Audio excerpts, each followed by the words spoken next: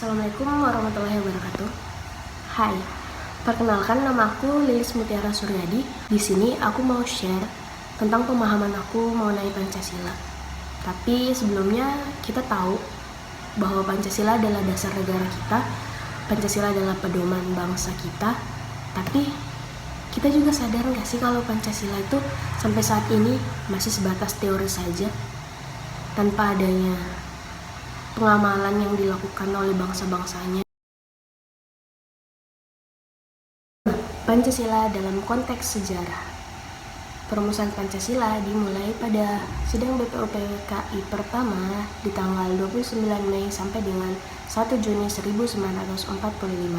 BPUPKI dibentuk oleh pemerintahan Jepang pada tanggal 29 April yang beranggotakan 60 orang dan diketuai oleh Rajiman Widyodiningrat. Ada 3 tokoh yang merumuskan Pancasila sebagai dasar negara, yaitu Muhammad Yamin, Soepomo, dan Soekarno. Kita akan bahas usulan Soekarno.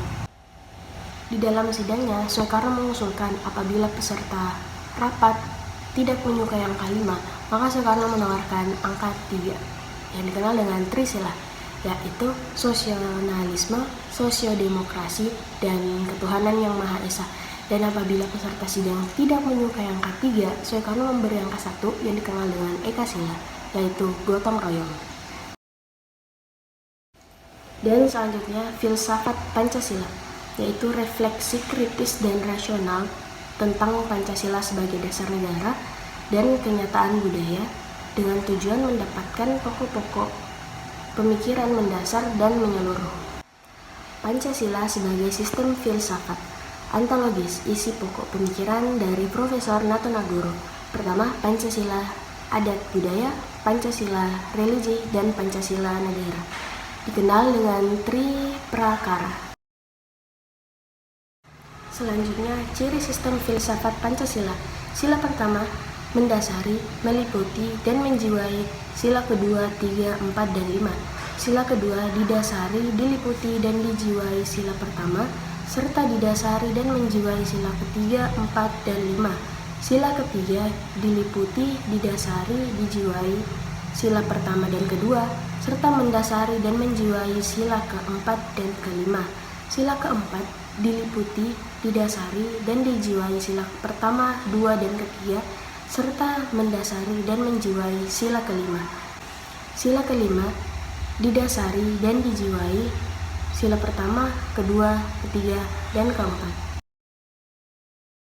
Selanjutnya, nilai-nilai Pancasila. Pertama, nilai ketuhanan yang Maha Esa, yaitu adanya pengakuan dan kepercayaan bangsa terhadap adanya Tuhan sebagai pencipta alam semesta.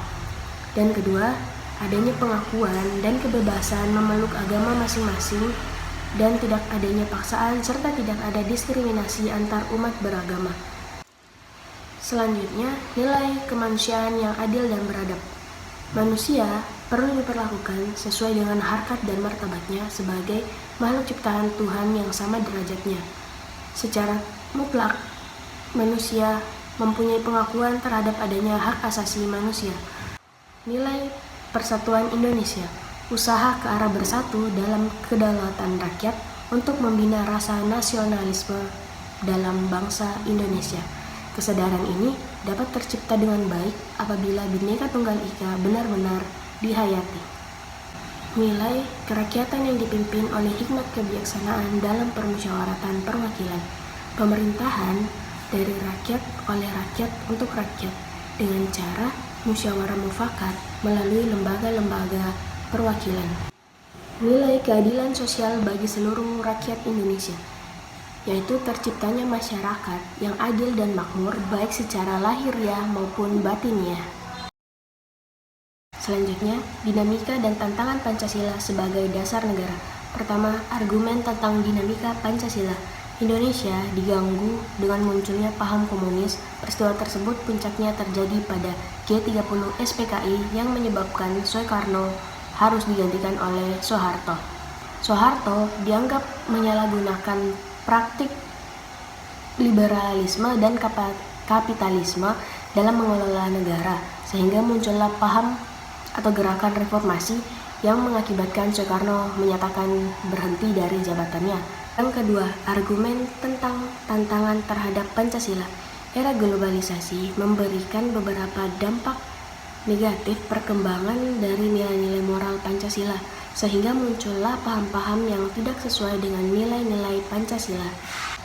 Kita sebagai bangsa Indonesia, sebagai masyarakat Indonesia, sebagai generasi penerus bangsa harus mengimplementasikan nilai-nilai Pancasila.